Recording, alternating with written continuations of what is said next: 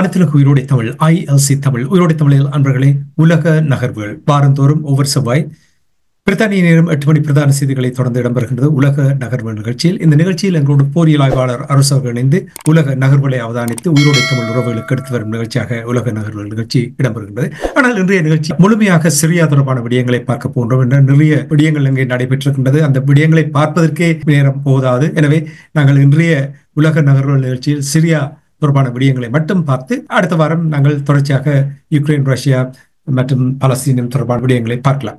இங்கே கலைத்தளங்களோடு அரசவர்கள் இணைந்திருக்கின்ற வணக்கம் அரசவர்களே. வணக்கம். அனைத்து உயிரோடு தமிழ் உறவுகளுக்கு அன்பு கலந்த வணக்கம். உங்களுக்கும் வணக்கத்தை தெரிவித்துக் கொண்டு இன்று நான் ஏற்கனவே கூறியது போல் சிரியா தொடர்பான விடயங்களை பார்ப்போம். எதிர்பாராத வகை அந்த நாட்டில் 2011ஆம் ஆண்டு போர் ஆரம்பித்தது. அதன் பின் தொடர்ச்சியாக போர் நடந்து கொண்டு வந்திருந்தது. ஆனால் கொஞ்சம் கொஞ்சமாகத்தான் அந்த போர் நடைபெற்றுக் கொண்டு வந்தது. கடந்த 2-3 வாரங்களுக்கு பாரிய ஒரு மாற்றம் ஒன்று வந்திருக்கின்றது. இந்த நிலைமை தொடர்பாக என்ன நடக்கின்ற விடயங்களை முதலில் எங்களுடைய உறவுகளுக்கு கூறுங்கள். நவம்பர் 27ஆம் தேதி ஆரம்பிக்கப்பட்ட இந்த போர் ஒரு தாக்குதல் கிட்டத்தட்ட 11 நாட்களுக்கு இடையில் ஒரு நாட்டை முழுமையாக கைப்பற்றிய ஒரு நிகழ்வு நிகழ்ந்திருக்கின்றது. எல்லோருக்கும் ஒரு மிகப்பெரிய ஒரு ஆச்சரியமாக இருக்கின்றது. பல தரப்பினருக்கும் இது ஒரு மிகப்பெரிய ஆச்சரியம். திடீரென்று ஒரு ஆயுத குழு இவ்வாறு இதை செய்து முடித்தார்கள் என்ற ஒரு மிகப்பெரிய ஒரு ஆச்சரியம். ஆனால் கடந்த கால வரலாறுகளை நீங்கள் பார்த்தீர்கள் என்று சொன்னால் அந்த ஆச்சரியப்பட தேவையில்லையே என்று சொன்னால், உண்மையில் 2011ஆம் ஆண்டு, அதாவது அரபுலகில் வசந்தம் என்று கூறிக்கொண்டு அரபுலக நாடுகளை எல்லாவற்றையும் ஆக்கிரமிக்க மேற்குலகம் மேற்கொண்ட முயற்சி, அந்த முயற்சியில் உங்களுக்கு தெரியும் லிபியாவின் அதிபர் கேர்னல் கடாபி கூட கொல்லப்பட்டிருந்தார். அப்போது குறிவைக்கப்பட்டவர் தான் அசாத். அப்ப அசாத்தை பொறுத்தவரையில் அன்று அவர் தப்பி பிழைத்திருந்தாலும் அப்போதே அவர் இந்த நாடு துண்டாடப்பட்டிருக்கின்றது. வடக்கு பகுதியை நீங்கள் பார்த்தீர்கள் என்று சொன்னால் துருக்கி அதனை ஒரு பகுதியை கையகப்படுத்தி வைத்திருந்தது மட்டுமல்லாது அந்த பகுதியில் இருக்கின்ற கிட்டத்தட்ட பெருமளவான பல ஆயிரம் இளைஞர்களை பயிற்சி அளித்து அந்த பிரதேசத்தை தனது ஆலோசகர்கள் தனது பாதுகாப்பில் வைத்திருந்தது. அதற்கு துருக்கி கூறிய காரணம், சிரியாவில் இருந்து கிட்டத்தட்ட 5 லட்சம் மக்கள் இடம்பெயர்ந்து தனது நாட்டில் தங்கியிருப்பதாக கூறியிருந்தார். அதுக்கு அப்பால் நீங்கள் பார்த்தீர்கள் என்று சொன்னால், அடுத்த பக்கத்தில் நீங்கள் பார்த்தீர்கள் என்று சொன்னால் கிழக்கு பகுதியில் இந்த கர்டிஸ் அமைப்பினர் அது அமெரிக்காவின் துணையுடன் கிட்டத்தட்ட 900 அமெரிக்க இராணுவத்தினர் ஆலோசனை வழங்க அவர்கள் அந்த பகுதியை பிரதேசத்தை பிடித்து வைத்தனர். அப்ப தெற்கு பக்கம், கிழக்கு பக்கம், வடக்கு பக்கம் என்று ஒவ்வொரு நாடுகளாக பிரிக்கப்பட்டது. அடுத்ததாக கோலன் குன்று பகுதியில் இஸ்ரேல். அப்ப ஒரு துண்டு நிலத்துக்கு, அதாவது கடந்த 13-14 வருடங்களாக ஒரு துண்டு நிலத்தை அந்த நாடு சுற்றி வளைக்கப்பட்டுத்தான் இருந்தது. தொடர்ச்சியாக மேற்கொள்ளப்பட்ட பொருளாதார தடைகள் உங்களுக்கு தெரியும்.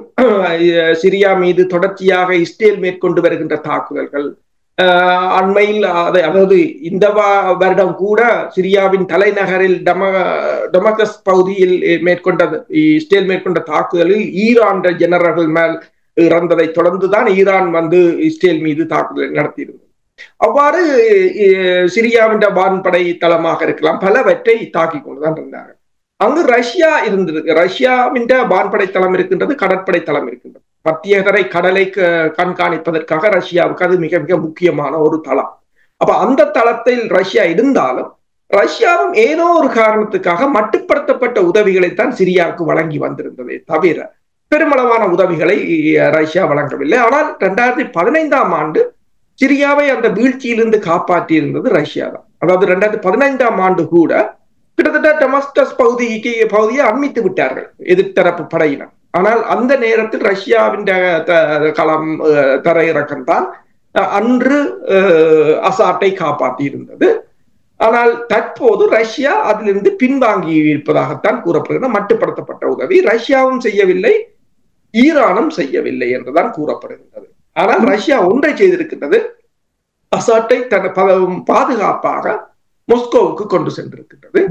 அதுக்கு ரஷ்யாவின் ஐநாவுக்கான தூதுவர் கூறியது ஒன்றுதான் என்றால், நாங்கள் எங்கள் அலைஸ், அதாவது எங்கள் நட்பு நாடுகளை ஒருபோதும் கைவிட மாட்டோம் என்று மட்டும்தான் கூறியிருக்கிறார். துருக்கி அல் அசாடுக்கு எதிராக அல் qaedaவுக்கு சார்பாக ஆதரவு வழங்குவதற்கு என்ன காரணம்? அவர்களுக்கு நிறைய பிரச்சனைகள் இருக்கின்றன.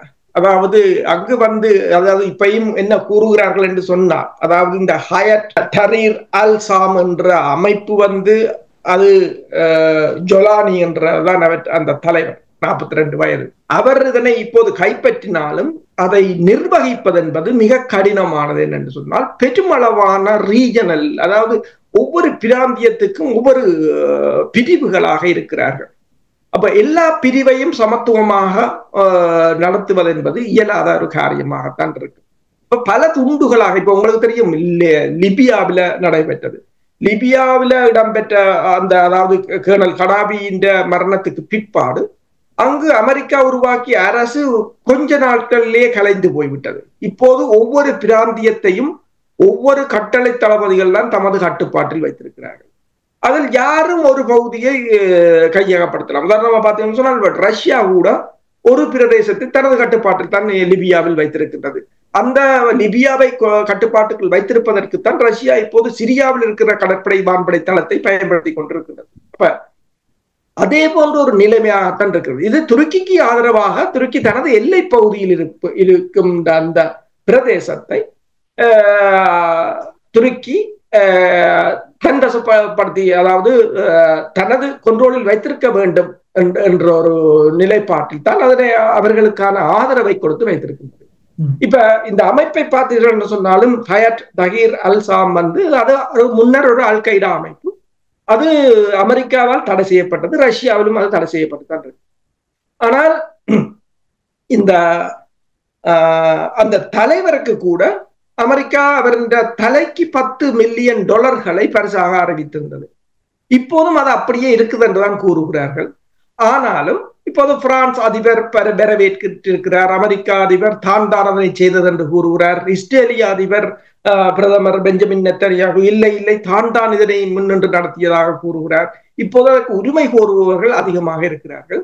அப்ப அதை என்ன என்று கூறுகிறார்கள் என்று சொன்னால், அமெரிக்காவின் அல்லது வெஸ்டின் பாலிசி என்னவென்று சொன்னால், தங்கள் இலக்குகளை அடைவதற்கு அவர்கள் யாரையும் பயன்படுத்துவார்கள். பயங்கரவாதிகளாக இருக்கலாம், தீவிரவாதிகளாக இருக்கலாம், மதமாக இருக்கலாம், எதனையும் அவர்கள் பயன்படுத்த தவற மாட்டார்கள் என்பதைத்தான் இது கோடிட்டு காட்டுகிறது. இந்த எதிர்கட்சியினுடைய அதிரடி தாக்குதல் முதலில் லெப்போ பகுதியில் ஆரம்பித்தார்கள், ஹமா பகுதிக்கு சென்றார்கள், அதன் பிறகு ஹோம்ஸ் பகுதிக்கு சென்றார்கள், நிறைவாக டெமாஸ்கஸ் பகுதியில் இப்பொழுது அவர்கள் முழு தங்களுடைய கட்டுப்பாட்டுக்குள் கொண்டு வந்திருக்கிறார்கள்.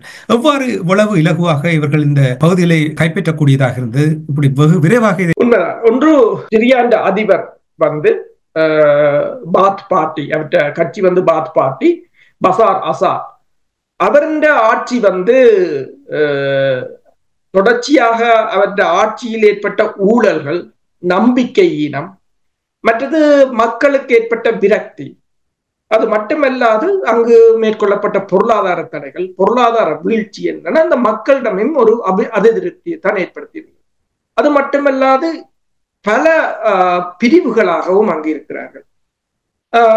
அடுத்தது இந்த ஐரோப்பிய ஒன்றியமும் இஸ்ரேலும் மிக கடுமையான பயிற்சிகளை கொடுத்தவர்களை, உதாரணமாக உக்ரைனில் இருந்துதான் கொண்டு வந்து இருக்கிறார்கள் பெருமளவான இராணுவத்தினரை.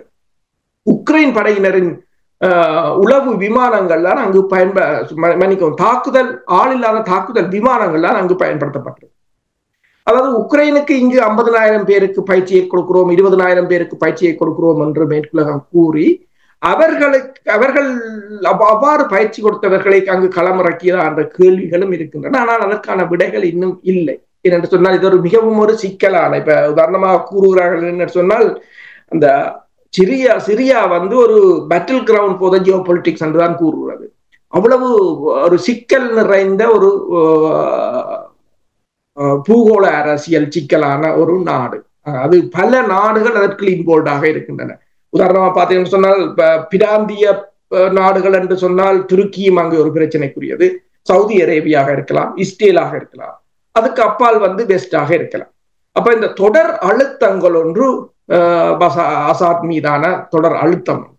அடுத்ததாக பார்த்தீங்கன்னா ரஷ்யாவை பொறுத்தவரையில் 2015ஆம் ஆண்டு அளவுக்கு கொடுத்த சப்போர்ட் அளவுக்கு ரஷ்யா கொடுக்கவில்லை. அதற்கு ட்ரம்ப் அவர்கள் ஒன்றை கூறினார், ரஷ்யா கிட்டத்தட்ட இந்த உக்ரைன் போரில் 6 லட்சம் படையினரை இழந்து விட்டது, எனவே ரஷ்யா இங்கு உதவிக்கு வர முடியாது என்று கூறியிருந்தார். ஆனால் ரஷ்யா அதனை மறுத்திருக்கிறது, தங்களை பொறுத்தவரையில் அவ்வாறு இல்லை என்று. ஆனால் இதற்கு முதல் என்னென்று சொன்னால் ரஷ்யா ஒன்றை கூறியிருக்கிறார்கள். ரஷ்யாவின் வெளிவார அமைச்சரும் இந்த டோஹாவில இந்த கடந்த வாரமே ஒரு பேச்சுவார்த்தையை மேற்கொண்டிருந்தார்கள். அப்போது அசாத் இந்த டிரான்சிஷனை சுமூத்தாக முடிக்க வேண்டும் என்று சொல்லியும் ஒரு அரசியல் தீர்வுக்கு முன்வர வேண்டும் என்றும் இவர்கள் வலியுறுத்தி இருக்கிறார்கள். அவர் அதற்கு இணங்கவில்லை என்றும் கூறப்படுகிறது. அதன் பிற்பாடு ஈரானும் ரஷ்யாவும் கைவிட்டு விட்டதாகத்தான் கூறப்படுகின்றது.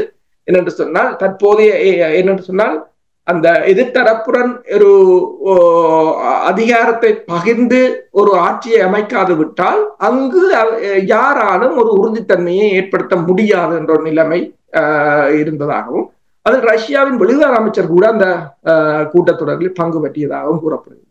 இப்ப ரஷ்யா முதலில், அதாவது கடந்த வாரமே ரஷ்யா முதலுக்கு அவர்களுக்கு சொல்லி இருக்கிறார்கள், நீங்கள் அதாவது பதவியை விட்டு விலக சொல்லியும் சுமூத்தாக இந்த டிரான்சிஷனை முடிக்க சொல்லியும் கூறியிருக்கிறார்கள். ரஷ்யா தரப்பிலிருந்து அவருக்கு ஆலோசனை வழங்கப்பட்டதாக கூறப்படுகிறது. அதற்கு பிறகு ரஷ்யா எதுவும் கலைக்கவில்லை. ரஷ்யா ஒன்றை செய்து இருக்கின்றது, அதாவது இந்த பிரதமர் அதாவது 8ஆம் தேதி டிசம்பர் 8ஆம் தேதி டொமஸ்கஸ் தலைநகரை எதிர்த்தரப்பினர் சுற்றி வளைத்த போது ரஷ்யா அசாட்டை தனது வான்படை தளத்துக்கு பாதுகாப்பாக அழைத்து சென்று அங்கிருந்து விமானம் மூலம் ரஷ்யாவுக்கு கொண்டு சென்றிருக்கிறது. அந்த விமானத்தை அவர்கள் அங்கிருந்து விமானம் கிளம்பிய பிற்பாடு ரடார் திரைகளில் இருந்து அதனை மறைத்திருக்கிறார்கள், ஆஃப் பண்ணி இருக்கிறார்கள். அப்ப அதை ஆஃப் பண்ணினோன்னா ராய்ட்டர் நிறுவனம் போய் ஒரு செய்தியை வெளியிட்டிருந்தது, அசாட் சென்ற விமானம் விபத்துக்குள்ளாகிவிட்டது என்று சொல்லித்தான் அதை சொல்லியிருந்தார்கள்.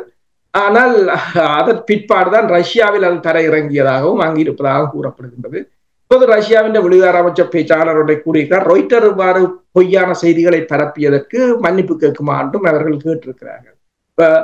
அதாவது நாங்கள் இங்கே கதைப்பது போலதான் ஒரு உலகத்தில கடகடண்டு பல மாற்றங்கள் ஒவ்வொரு வாரமும் நிகழ்ந்து கொண்டுதான் இருக்கின்றன. இந்த சிரியாவின் நிலையை இந்த மத்திய கிழக்கில ஒரு பதட்டமான சூழ்நிலையைத்தான் உருவாக்கி இருக்கின்றது தற்போதைய. உண்மைதான், நீங்கள் கூறுவது போல் வெகு விரைவாக அந்த மாற்றங்கள் வந்து கொண்டிருக்கின்றது. அசாடினுடைய வீழ்ச்சிக்கு அமெரிக்காவுடைய பங்களிப்பு எவ்வளவு இருந்திருக்கிறது? அமெரிக்கா உங்களுக்கு தெரியும், தொடர்ச்சியாக பொருளாதார தடைகள், தொடர்ச்சியாக தாக்குதல்களை மேற்கொண்டு இஸ்ரேல் மூலம் சிரியா மீது தொடர்ந்து தாக்குதல்களை நடத்தி கொண்டு வந்தது அமெரிக்கா தான். ஆனால் இஸ்ரேல் ஒன்றை கூறுகிறது, அதாவது ஹமாஸின் தளத்தை தாங்கள் முறியடித்து விட்டதாகவும் ஹிஸ்புல்லாக்களின் தலைமை பீடத்தை அழித்து விட்டதாகவும், இப்போது சிரியா ஈரான் ஊடாக ஹிஸ்புல்லாக்களுக்கு ஆயுத விநியோகம் சிரியாவின் ஊடாக இடம்பெறுவதாகவும், இப்ப சிரியாவும் தற்போது அழிக்கப்பட்டிருப்பதால் தங்கள் எல்லை பகுதி ஒரு பாதுகாப்பாக இருப்பதாக அவர்கள் உணர்வதாக கூறுகிறார். ஆனால் மறுபடமாக பார்த்தீர்கள் என்று சொன்னால் இஸ்ரேல் தொடர்ச்சியாக சிரியாவின் வான்படை தளங்கள், ஆயுத களஞ்சியங்களை தாக்கி வருகிறது. உதாரணமா பார்த்தீர்கள், சிரியாவிடம் வான்படையில் இருந்த மிக் 29 ரக விமானங்களை கூட தாக்கி அளித்திருக்கிறார்கள். அதே போல அமெரிக்காவில் நீங்கள் பார்த்தீங்கன்னு சொன்னால் இந்த அசாட்டின் வெளியேற்றத்திற்கு பின்னர் ISIL என்ற அமைப்பு இருந்த இடங்கள் மீது கிட்டத்தட்ட B-52 ரக கனரக குண்டுவீச்சு விமானங்களாக இருக்கலாம், F-15 ஈகிள் ரக விமானங்களாக இருக்கலாம், இவற்றின் மூலம் குண்டு தாக்குதல்களை மேற்கொண்டு வருகிறார்கள். அதற்கு காரணம் என்னன்னு சொன்னால் அங்கிருக்கின்ற நீண்ட தூர ஆயுதங்களில் சில சமயங்களில் ஹிஸ்புல்லாக்களிடமோ அல்லது இந்த அமைப்பினரிடமோ செல்லலாம் ஏனென்றால் அங்கு தற்போதைய இந்த எதிர்த்தரப்பும் கூட, உதாரணமாக HTS என்ற இந்த அமைப்பு கூட அந்த பகுதியில் ஒரு பகுதியைத்தான் கட்டுப்பாட்டில் வைத்திருக்கலாமே தவிர மறுபகுதியை அல்ல. இனி யாரும் இதற்கு ஒவ்வொரு பிரிவாக பிரித்து அந்த சிரியாவை துண்டு போடலாம் என்ற ஒரு நிலை இருக்கின்றது. எனவேதான் அந்த ஆயுதங்களை இயலுமானவரை அழித்து விட வேண்டும் என்று அழிக்கும் நடவடிக்கையில் ஈடுபட்டிருப்பதாக கூறப்படுது. ஆனால் இன்னொரு தியரி கூறப்படுகின்றது என்னன்னு சொன்னால், அதாவது இந்த சிரியாவுக்கு மீது மேற்கொள்ளப்பட்ட தாக்குதலை அமெரிக்கா தனக்கு சாதகமாக பயன்படுத்தும் என்று சொல்லியும், என்றால் சிரியாவில் உள்ள ஆயுதங்களை அப்படியே உக்ரைனுக்கு வழங்குவதற்கு அவர்களுக்கு இலகுவாக இருக்கும் என்று. ஏனென்றால் சிரியாவிடம் உள்ள ஆயுதங்கள் பெருமளவான சோவியத்தின் ஆயுதங்கள். அதில் பார்த்தீங்கன்னா கவச வாகனங்கள், கனரக வாகனங்கள் கூட 4000க்கும் மேற்பட்ட இருக்குன்னா அதுல 1000 டாங்கிகள் இருக்கின்றன. T-65 இருக்கலாம், மன்னிக்கணும் T-62 இருக்கலாம், அல்லது T-72 ரக டாங்கிகளாக இருக்கலாம். அவற்றை உக்ரைனுக்கு மாற்றலாம். அது உக்ரைனுக்கு இந்த போருக்கு அது உதவலாம் என்று கூறப்படுகின்றது. இந்த நிலையத்தான் செலன்ஸ்கி கிட்டத்தட்ட 2 லட்சம் படையினரை மீண்டும் திரட்டப் போவதாகவும் கூறியிருக்கிறார்.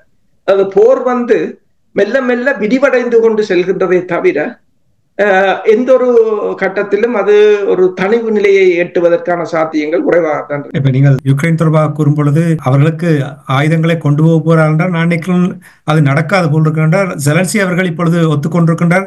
43,000 இராணுவத்தினர் கொல்லப்பட்டு விட்டார்கள் என்று கூறிவிட்டார்கள். 2,000 பேரை 20,000 பேர் எடுத்தாலும் கூட அது எவ்வளவு தூரம் தாக்குப்பிடிக்க போகிறது தெரியல. அவர்களுடைய கதைகளை, அவர்களுடைய செய்திகளை பார்க்கும் பொழுது போரை முடிவுக்கு கொண்டு வருவதுதான் அவர்கள் விரும்புகிறார்கள் போல் தெரிகின்றது என்று நிச்சயமா. அப்படி நீங்க பார்க்கவில்லையா? சுருக்கமா உண்மைதான். இரண்டாலும் சொன்னால், அதாவது அமெரிக்கா அதிபர் பிரான்சுக்கு சென்றிருந்தார். அந்த தேவாலயத்தை மறுசீரமைத்து தேவாலயத்தை மறுசீரமைத்து அதனை திறக்கும் நிகழ்வில் பங்கு பெற்றுவதற்காக சென்றிருந்தார். அப்போது ஜெலன்ஸ்கி அவர்களையும் பிரான்ஸ் அழைத்திருந்தது. அப்ப செலன்ஸ்கி மட்டுமல்ல, ஜோர்ஜியாவின் அதிபரையும் அழைத்திருந்தார்கள். ஜோர்ஜியாவும் உக்ரைனும் மிகவும் ஒரு பிரச்சனைக்குரிய நாடுகள் ரஷ்யாவை பொறுத்தது. ஆனால் ட்ரம்ப் நினைக்கிறேன் இந்த அமெரிக்க ஊடகம் ஒன்றின் தகவலின் அடிப்படையில் ட்ரம்ப் செலன்ஸ்கியை சந்திப்பதற்கு மறுத்திருந்ததாகவும், இருந்த போதும் பிரான்ஸ் அதிபர் பல தடவை முயன்று ட்ரம்பையும் ஜெலன்ஸ்கியையும் சந்திக்க வைத்ததாகவும் தான் கூறப்படுகின்றது. அப்போதும் கூட அதற்கு பிற்பாடு ட்ரம்ப் தெரிவித்த கருத்தின் அடிப்படையில் ஜெலன்ஸ்கி ஒரு அமைதி பேச்சுவார்த்தையை நாடுவதாக தெரிவித்திருந்தார். ஆனால் அதன் திட்டம் என்ன என்று தான் இப்போது தனக்கு தெரியாது என்றும், ஆனால் அவருக்கும் இப்போது அமைதி தேவைப்படுவதாக அல்லது போரை நிறுத்த அவர் விரும்புவதாக கூறியிருந்தார். எவ்வளவு தூரம் உண்மை என்று தெரியாது. ஆனால் நீங்கள் கூறுவது போலதான் இப்போது அவர்களுக்கும் ஒரு டயர்டாக போய்விட்டது என்றுதான் நான் நினைக்கிறேன். விருப்பத்தை வெளிப்படுத்துவதனுடைய உடல் மொழி, அவர்கள் பேசுகின்ற விதங்களை பார்க்கும் பொழுது தெரிகின்றது இனியும் தாக்கு பிடிக்க முடியாது என்று போல இருக்கின்றது. சரி, அந்த விடயத்தை நாங்கள் இன்னொரு நிகழ்ச்சியில் பார்க்கிறோம். நான் மீண்டும் உங்களை சிரியாவுக்கு அழைத்து வருகின்றேன். சிரியா தொடர்பாக நீங்கள் கூறும் பொழுது அமெரிக்காவுடைய ஈடுபாடு தொடர்பாக கூறினீர்கள். சிறு சிறு துண்டுகளாக பங்கு போட்டு விடுவார்கள் என்ற அந்த பயம் இருக்கின்றது நீங்கள் கூறும்பொழுது, சிரியாவுடைய அதிபர் அசாத் அவர்கள் ரஷ்யாவுக்கு தஞ்சம் கோரி அங்கே சென்றிருப்பது இது என்ன விதமான மாற்றத்தை அங்கே கொண்டு வரப் போகின்றது சிரியாவில்? இனி சர்வதேச பரப்பில் உங்களுக்கு தெரியும், அசாட் ஒரு பெரிய ஒரு பிரச்சனையாக இருந்தது. அமெரிக்கா, பிரித்தானியா போன்ற நாடுகளுக்கு அவர் ஒரு பெரிய ஒரு பிரச்சனை. இது என்ன விதமான மாற்றத்தை நீங்கள் பார்த்தீர்கள் சொன்னால், அரபு உலகத்தை பொறுத்தவரையில் அது ஒரு சிக்கலான ஒரு ரீஜனாகத்தான் எப்போதும் இருந்ததுண்டு. இப்ப சிரியாவின் அதிபர் அசாட்டை பொறுத்தவரையில் 1965 ஆண்டு பிறந்தவர். ஆனால் அவரை பொறுத்தவரையில் அவர் அரசியலுக்கு வருவதற்கு அவருக்கு விருப்பமும் இல்லை. அவரை பொறுத்தவரையில் அவர் மருத்துவத்துறை கல்வியைத்தான் முடித்தவர். ஒப்டமோலஜிஸ்டா தான் தனது கல்வியை முடித்தவர். அதன் பிற்பாடு அவர் வந்தது லண்டனுக்கு. லண்டனில் தான் அவர் உயர் படிப்பையும் படித்திருந்தார். அந்த சமயம் அவரின் மூத்த சகோதரர் பசிலின் மரணத்தை தொடர்ந்துதான் அவர் மீண்டும் சிரியாவுக்கு சென்றவர்.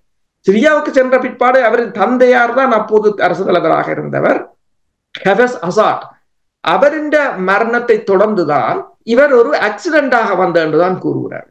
அவருக்கு அரசியலுக்கு வருவதற்கு அவர் அப்போது அந்த பாதையை அவர் தேர்ந்தெடுக்கவில்லை என்று, ஒரு ஆக்சிடென்டாக வந்தது என்றுதான் கூறப்படுது. அதன் பிற்பாடு நீங்கள் பார்த்தீர்கள் சொன்னால் அவருக்கும் இஸ்ரேலுக்கும் இடையிலான உறவுகள் வலுவாகத்தான் இருந்தது சிரியாவின் அசாட்டின் காலப்போது. அதாவது அவர் அரபு நாடுகளுக்கு விடுமுறையில் செல்வதை தவிர விட இஸ்ரேலுக்கு செல்வதுதான் முன்னர் அதிகம். ஆனால் பின்னர் இருதரப்பும் எதிராக மாறியிருப்பார். அதான் அந்த நிலைமை. அப்ப இப்ப இருக்கிற இந்த எதிர்த்தரப்பு கூட நாளைக்கு எதிராக மாறலாம். அதான் அந்த சிக்கல். இப்ப நீங்க பாத்தீங்கன்னு சொன்னால் இந்த எதிர்த்தரப்புக்கு எஸ்டிஎஸ்க்கு தலிபான் தனது வாழ்த்துக்களை தெரிவித்திருக்கிறது. தலிபானுக்கு சிலவளை என்ன நடக்குது என்று தெரியாதோ அல்லது உண்மையில் அவர்களுடைய சிலவளை அல் கைடா அமைப்புன்றபடியால் தொடர்புகள் இருக்கிறதோ என்றது மிகப்பெரிய ஒரு கேள்விக்குறியாகத்தான் இருக்கு. அமெரிக்காவும் ஒன்றை கூறுகிறது. அதாவது அல் ஜசீரா ஒன்றை கூறுகிறது என்று சொன்னால் கடந்த 2 வாரங்களுக்கு முன்னர் அமெரிக்கா ஒரு திட்டத்தை வகுத்திருந்தது. சிரியா மீதான தடைகளை நீக்குவதன் ஊடாக அசாட்டை தங்கள் வழிக்கு கொண்டு வருவதற்கு அமெரிக்கா முயன்றதாக கூறப்படுகின்றது. அதற்கான பேச்சுக்களை பைடன் மேற்கொண்டதாகவும் கூறப்படுகின்றது. ஆனால் இது அல் ஜசீராவுக்கு அமெரிக்காவின் புலனாய்வுத்துறையின் அதிகாரி தெரிவித்த கருத்து. அப்ப இது எவ்வளவு தூரம் உண்மை என்று தெரியும். அவ்வாறு ஒரு மாற்றத்தை இவர்கள் ஏற்படுத்த முற்பட்ட சமயம்தான் அவர் பதவியிலிருந்து தூக்கப்பட்டாரோ என்றதுதான் மிகப்பெரிய ஒரு கேள்வியாக இருக்குது. ஏனென்று பார்த்தால் ரஷ்யா சொல்லியிருக்கிறது அவரை கொண்டு சென்றிருக்கிறோம் எங்கள் பகுதிக்கு, ஆனால் ரஷ்ய அதிபர் அவரை சந்திக்கவில்லை என்று. அதே சமயம் ரஷ்யாவில் இருக்கின்ற சிறிய தூதரகத்தில் எதிர்த்தரப்பினரின் சிரியாவின் கொடியை இறக்கிவிட்டு எதிர்த்தரப்பினரின் கொடியை ஏற்றி இருக்கிறார்கள். வலி சந்தோஷமாக தான் இருக்கிறார். அதே நேரம் ரஷ்யா இன்னொன்றை சொல்லுகிறது, தனது கடற்படை தளமும் வான்படை தளமும் அப்படியே தான் இருக்கும் என்று சொல்லி 2017ஆம் ஆண்டு அது போடப்பட்டதாகவும் 50 வருட உடன்படிக்கையை எழுதியதாகவும், எனவே 50 வருடங்களுக்கு அது அப்படியே இருக்கும். முதலில் ஒரு செய்தி வந்திருந்தது, அதாவது தற்போது இந்த எதிர்த்தரப்பு உடன் தாங்கள் பேச்சுக்களை நடத்தியதாகவும் அவர்கள் தங்கள் தளங்கள் அங்கு இருப்பதற்கு எதிர்ப்பு தெரிவிக்கவில்லை என்றும் கூறியிருக்கிறார்கள். இன்று வரையிலும் அவர்கள் இந்த தளத்துக்கு எந்த பிரச்சனையும் இல்லை என்று கூறியிருக்கிறார்கள். பல சிக்கல்கள் இதில் இருக்கின்றது என்றால் துருக்கியும் ரஷ்யாவும் இதற்கு பின்னணியில் செயற்படுகிறார்களா என்ற பிரச்சனையும் இருக்கின்றது. அல் ஜசீரா தகவலின் அடிப்படையில் அமெரிக்காவுக்கு கூட இது அதிர்ச்சியாக இருக்கிறது. திடீரென்று இப்படி காணாமல் போனது என்றது. ரஷ்யா 2015ஆம் ஆண்டு போல ஒரு பாரிய உதவியை வழங்கவில்லை. அடுத்ததாக நீங்கள் பார்த்தீங்கன்னு சொன்னால் அங்கு இப்ப இஸ்ரேல் தாக்குதலை நடத்துகின்றது. புக் ரக ஏவுகணைகளைத்தான் தாக்கி அளித்திருக்கிறது. அப்ப சிரியாவிடம் இதுவரையில் அதாவது நவீன S-300 வகை ஏவுகணைகளை கூட ரஷ்யா வழங்கவில்லை. தான் அதனை வைத்திருந்ததை தவிர சிரியாவுக்கு வழங்கவில்லை. இஸ்ரேல் தொடர்ச்சியாக சிரியாவின் தலைநகரங்கள் மீது தாக்குதலை நடத்தி கொண்டிருந்தாலும் ரஷ்யா அதற்கு எதிராக சிரியாவை பலப்படுத்த முன்வரவில்லை என்றதும் ஒரு கேள்வியாகத்தான் இருக்கின்றது. அப்ப இதுக்குள்ள கன பிரச்சனைகள் இருக்கிறது என்று சொன்னால் அதான் சொன்னவங்க என்று சொன்னால் அது ஒரு ஜியோ பொலிட்டிக்கல் பேட்டில் கிரவுண்ட்ஸ் என்று சொல்லி அது எல்லா நாடுகளும் அதற்குள் இருப்பதால் இப்ப ஒரு மிகப்பெரிய இப்ப அமெரிக்காவுக்கும் அதான் ஒரு பிரச்சனை என்னன்னு சொன்னால் அமெரிக்கா இதில் எந்த தரப்பை எவ்வாறு அணுகுவது என்ற ஒரு சிக்கல் நிலை எழுந்திருக்கின்றது. ஆனால் இந்த நிலைமை இப்படியே நீடிக்குமாக இருந்தால் அங்கு ஒரு அமைதி கொண்டு வராது விட்டால் இது ஜோர்டான் அடுத்தது ஈராக் என்ற அப்படியே பரவி கொண்டு வரக்கூடிய ஒரு நிலை ஏற்படலாம் என்ற ஒரு அச்சமும் தற்போது இருக்கு. இப்ப ஈராக்கினுடைய அந்த போருக்கு பின்னர் உங்களுக்கு தெரியும் அமெரிக்கா அங்கே நிலை கொண்டிருக்கின்றது. ஈராக் சிரியாவில் இந்த போருக்கு பின்னர் 50 ரஷ்யா அங்கே தங்களுக்கான ஒரு பகுதியை வைத்திருப்பார்களாக இருந்தால் இது என்ன விதமான பிரச்சனையை உருவாக்கும்? உண்மைதான். என்ன சொன்னால் அமெரிக்கா கேர்டிஸ் பகுதியில் நிலை கொண்டிருக்கிறது. கிட்டத்தட்ட 900 அமெரிக்க ஆலோசகர்கள் அந்த அமைப்பினருக்கு பயிற்சிகளை வழங்கி கொண்டு இருக்கிறார்கள். ஆனால் அந்த அமைப்பினருக்கும் தற்போதைய HTS அமைப்பினருக்கும் ஆகாது. அப்ப எவர்களுக்குமே ஆகாது. ஆனால் குர்திஸ் அமைப்பை பொறுத்தவரையில் அவர்கள் தாங்கள் ஒரு தனிநாட்டை அமைக்க வேண்டும் என்று சொன்னால் துருக்கியில் ஒரு பகுதி, ஈராக்கில் ஒரு பகுதி, சிரியாவில் ஒரு பகுதி என்று எல்லாத்தையும் 3 நாட்டையும் இணைத்து தான் அமைக்க வேண்டிய ஒரு நிலை ஏற்படும். அதற்கு துருக்கியை ஒத்துக்கொள்ள மாட்டுது. அப்ப கன சிக்கல் நிறைந்த பிரச்சனையாகத்தான் இருக்கின்றது. அதில் இருக்கின்ற முஸ்லிம் பிரிவினைகளில் நீங்கள் பார்த்தீங்கன்னு சொன்னால் இந்த அமைப்பினரை பொறுத்தவரையில் இவர்கள் ஒரு பகுதியைத்தான் தங்கள் கட்டுப்பாட்டுக்குள் வைத்திருக்கலாம். அதற்கு மேல் இயலாது அல்லது ஒரு அதிகார பரவலாக்களை செய்ய வேண்டும். இதுக்குத்தான் அந்த நீங்கள் பார்த்தீங்கன்னு சொன்னால் மேற்குலக நாடுகள் ஏன் இந்த அதிகாரத்தை பகிர்கிறார்கள்? இப்ப அமெரிக்காவில் கூட ஏன் பெடரல் கவர்மெண்ட்களை அவங்க உருவாக்கினார்கள் என்றதுக்கு இப்ப ஒரு விளக்கம் இருக்கு. ஏனென்றால் அவ்வாறு அதிகாரத்தை பகிராத காரணம்தான் இந்த இவ்வளவான பிரச்சனைக்குரிய காரணமாக இருக்கின்றது. அதனை இவர்கள் முன்னரே ஸ்டடி பண்ணி விட்டார்கள். இப்ப சுவிட்சர்லாண்டாக இருக்கலாம், அமெரிக்காவாக இருக்கலாம், எல்லா நாடுகளையும் நீங்கள் பார்த்தீங்கன்னு சொன்னால் அவர்கள் அவ்வாறுதான் பகிர்ந்திருக்கிறார்கள் என்னும் போது அந்த தங்கள் நாட்டின் அரசியலை உறுதித்தன்மையுடன் வைத்திருப்பதற்கு. ஆனால் அது இப்போதைய இந்த அரபு நாடுகளில் அது மிகவும் ஒரு குறைவாக இருப்பதுதான் இலகுவாக அவர்களை இந்த மேற்குலக நாடுகள் தங்கள் வழிக்கு கொண்டு வருவதற்கான ஒரு சந்தர்ப்பமாக அமைந்து விடுகிறது. இனி இதில் இன்னொரு நாடு இதில் ஈடுபடும் நேரடியாக இஸ்ரேல் ஏற்கனவே தங்களுடைய தாக்குதலை மேற்கொண்டு விட்டார்கள். இஸ்ரேல் என்ன விதமான பங்கை வகிக்க போகின்றது? இஸ்ரேலுக்கு இது ஒரு உண்மையில் இதை எவ்வாறு கூறுகிறார்கள் என்று சொன்னால் இஸ்ரேலுக்கும் துருக்கிக்கும் கிடைத்த வெற்றியாக பார்க்கப்படுகிறது. ஆனால் அதை இப்போது கூறுவது மிகவும் ஏழி என்றுதான் நான் நினைக்கிறேன். என்று சொன்னால் இன்னும் இது எவ்வாறு நிகழ்ந்தது என்பதற்கான விடைகள் பல இடங்களிலிருந்து தெளிவாக வரவில்லை. ஏனென்று சொன்னால் ஒன்றை கூறுகிறார்கள், இவ்வளவு 1000 படையினர் பாலைவனத்தின் கூடாக நகர்ந்ததை ரஷ்யாவின் புலனாய்வுத்துறை எவ்வாறு கண்டறியாது விட்டது என்றது, அல்லது சேட்டலைட் மூலம் எவ்வாறு பார்க்க முடியாது போனது என்று. அப்ப இதை இப்ப இன்னொரு படைத்துறை ஆய்வாளர் கூறும்போது கூறியிருக்கிறார், அதாவது October 7 நடந்த தாக்குதலை உலகின் மிகச்சிறந்த புலனாய்வு அமைப்பான மொசாட் அமைப்பு எவ்வாறு தவறவிட்டதோ அதே போன்ற ஒரு புலனாய்வுத்துறையின் தோல்வியாகத்தான் பார்க்கப்படுகிறது. ஆனால் ஈரான் இதில் மிகவும் ஆக்டிவாக இருந்தது.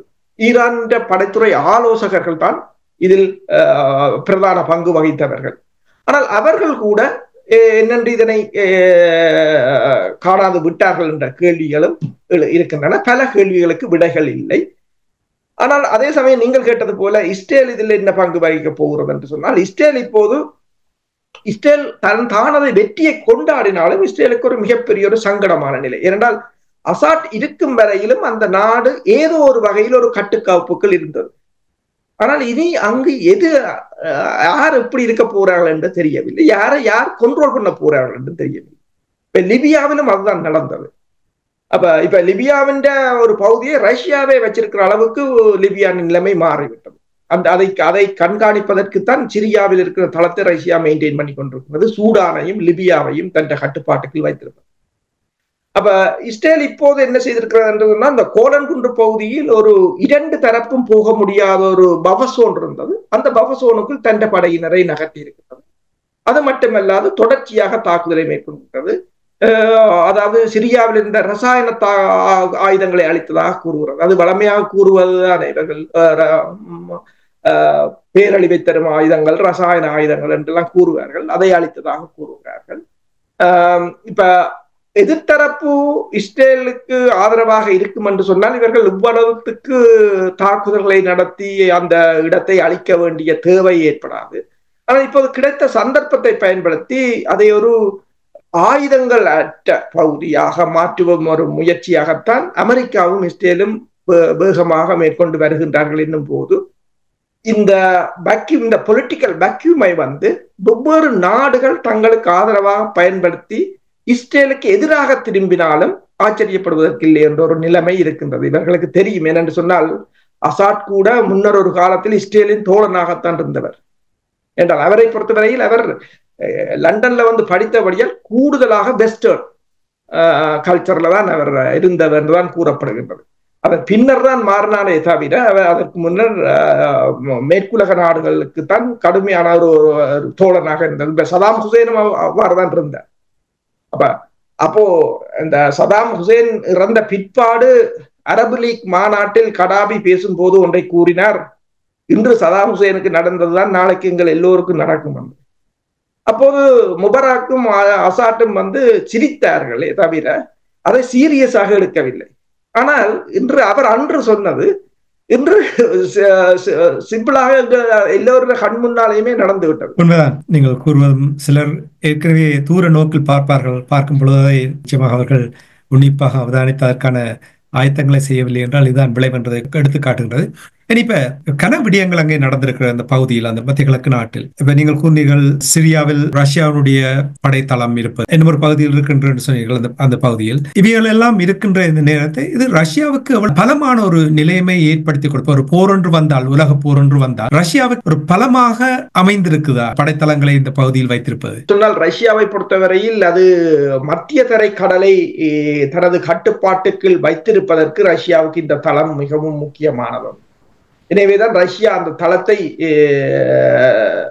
தக்க வைப்பதற்கு முயன்று வருகின்றது. அதே போலதான் உங்களுக்கு தெரியும், இந்த 2011ஆம் ஆண்டு ஆரம்பித்த போர் 2015ஆம் ஆண்டு அசாட்டின் அரசாங்கத்தை பதவியிலிருந்து அகற்ற அளவுக்கு சென்ற போது ரஷ்யா தனது முழு பலத்தையும் பிரயோகித்து அதனை தடுத்தது மட்டுமல்லாது அதன் பின்னர் அங்கு அது தனது தளத்தையும், அதாவது வான்படை தளமாக இருக்கலாம் அல்லது கடற்படை தளமாக இருக்கலாம், இந்த இரண்டு தளத்தையும் மிகவும் பலப்படுத்தி இருந்தது ரஷ்யா.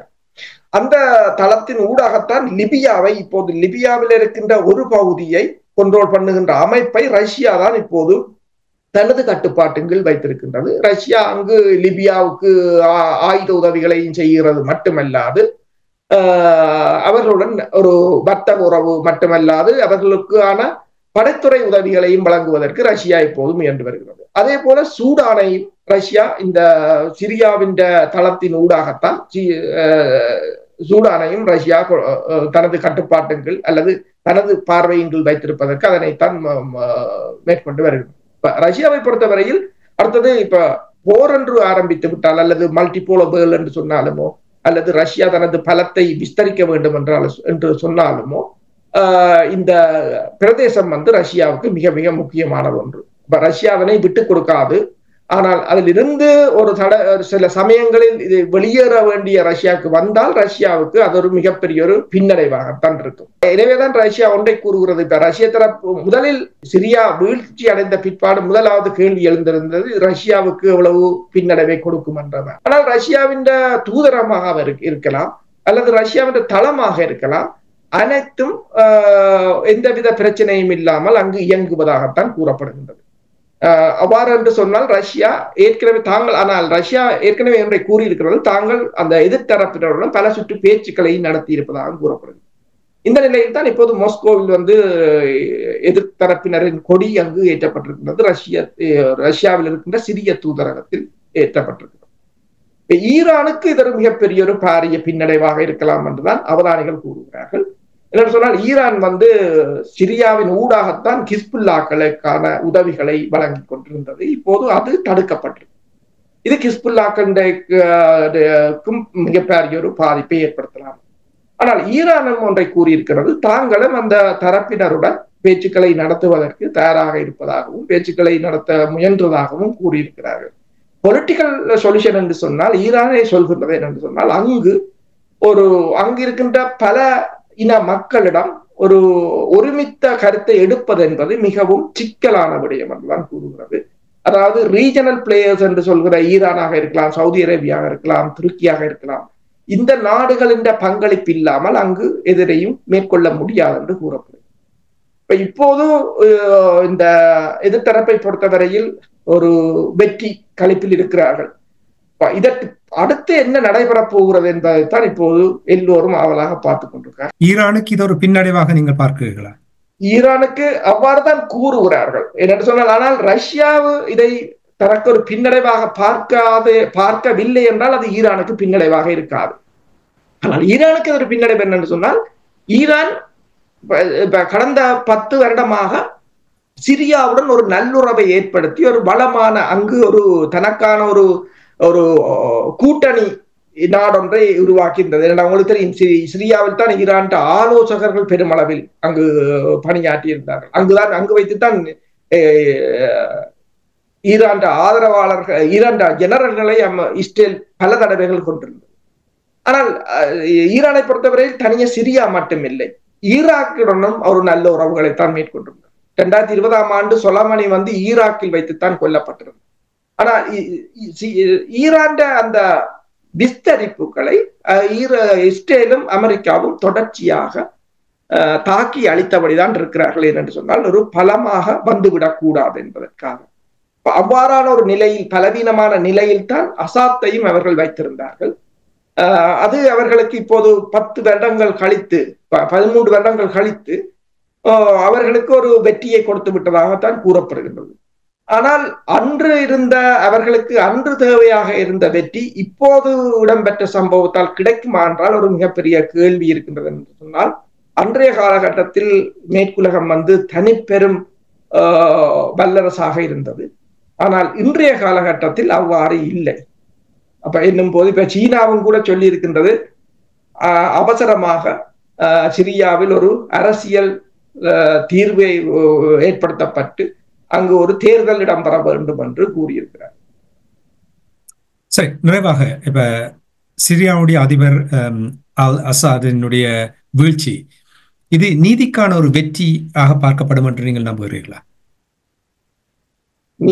நீதிக்கான வெற்றி என்று பார்க்கலாம் என்று சொன்னால், எது நீதி என்றதான் இப்ப பிரச்சனை. ஏனென்று சொன்னால், கழுத்தை அறுத்து கொண்டவர் அல்லது சுட்டு கொண்டவர், வெட்டி கொண்டவர் என்று சொல்லி அல் கைடாவை சித்தரித்து அந்த அல் கைடா என்ற அமைப்பை தடை செய்த, இந்த HTS அமைப்பை தடை செய்த அமெரிக்காவும் பிரித்தானியாவும் இப்போது பாராட்டி இருக்கிறார்கள். அந்த யாருன்ற தலைக்கு $10 மில்லியன் பரிசாக அறிவித்தார்களோ இப்போது அவரை பாராட்டுகிறார்கள். அப்ப அது என்ன சமயம் நீங்கள் பார்த்தீங்கன்னு சொன்னால், இஸ்ரேல் பெஞ்சமின் நெத்தனியாகு இந்த ஒரு வருடத்தில் கொன்று குவித்த குழந்தைகள், பிள்ளைகள், பெண்கள் என்று சொல்லி கிட்டத்தட்ட 46,000 பேர் அவ்வாறு கொன்று குவித்த பிற்பாடும் அது ஒரு நீதி, இது ஒரு நீதி.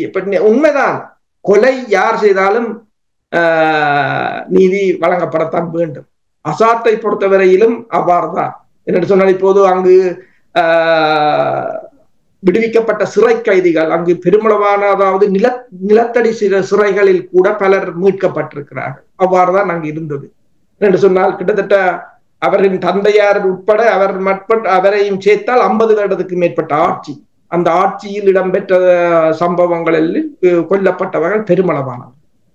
ஆனால் பிரச்சனை என்னன்னு சொன்னால், யாருக்கு யார் தண்டனை கொடுப்பது என்றதான் பிரச்சனை. முன்னைய காலத்தில் ஒரு தண்டனை வழங்கப்பட்டிருந்தது, சதாம் ஹுசேனுக்கு ஆக இருக்கலாம், அல்லது யூகோஸ்லாவாக்கியாவின் தலைவர் மிலோசெவிக்கு ஆக இருக்கலாம்.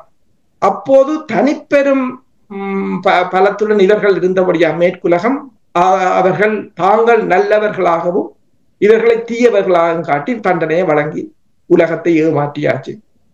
ஆனால் இப்போது அவ்வாறு இல்லை. எனவேதான் துணிச்சலாக ரஷ்யா அசாத்தை தனது நாட்டுக்கு கொண்டு சென்றிருக்கின்றது. ஏனென்றால் பிடிபிராந்தை பொறுத்தவரையில் ரஷ்ய அதிபர் மீதும் இருக்கின்றது, பெஞ்சமின் நெத்தனியாகு மீதும் இருக்கின்றது. இப்ப உலகம் இப்போது அவ்வாறுதான் இருக்கின்றது. தண்டிக்க வேண்டும் என்று சொன்னால் இரு பகுதியும் தான் தண்டனையை பெற வேண்டும். இதை எந்த பகுதியால் இதை சரி செய்வது என்பது தெரியாமல் ஐக்கிய நாடுகள் சபை திணறிக் கொண்டிருக்கின்றது. அது என்ன செய்கிறது என்றே அவர்களுக்கு தெரியாத ஒரு நிலை இருக்கின்றது. இந்த சிஸ்டம் முழுக்க மாற வேண்டிய ஒரு நிலை ஏற்பட்டிருக்கின்றது. ஆனால் இன்னும் போர் முடியவில்லை. போர் மெல்ல மெல்ல இன்னும் விஸ்தரித்துக் கொண்டு வருகின்றது. இந்த போர் ஒரு ஓய்வுக்கு வந்தால்தான் யாருக்கு யார் தண்டனை வழங்குவது என்பதை இவர்கள் உட்கார்ந்திருந்து யோசிக்கலாம். அதற்கு இன்னும் ஒரு போர் வேணும். அப்படி அதை முன்னிலையில் என்று இப்ப நீங்கள் சதாம் ஹுசேன் தொடர்பாக கூறும்பொழுது உங்களுக்கு தெரியும், சதாம் ஹுசேன் கிட்டத்தட்ட 20,000க்கு மேற்பட்டவர் கொண்டார் என்று கூறினார்கள். ஆனால் இவர்கள் அங்கே போர் என்று சென்று 4 மடங்கு அதிகமாக கொண்டு விட்டார்கள். இனி 4 மடங்கு உடல் உறுப்புகளை இழந்து இயங்க முடியாமல் இருக்கின்றார்கள் எத்தனையோ பேர் என்ற செய்திகள் கூட நாங்கள் பார்த்திருக்கின்றோம். எனவே இவர்கள் அந்த மனிதாபிமான இவற்றை அவர்கள் பார்க்க மாட்டார்கள். நீங்கள் கூறுவதுதான் சரி. எனவே அவர்கள் தங்களுக்கு போராடி ஒரு முடிவுக்கு வருவார் என்ற நம்பிக்கையோடு இன்றைய உலக நகர்வு நிகழ்ச்சியை நாங்கள் நிறைவு கொண்டு வருவோம். மீண்டும் இன்னொரு நிகழ்ச்சியில் இருந்திருப்போம். அதற்கு நன்றி, வணக்கம் அரசு அவர்களே. நன்றி.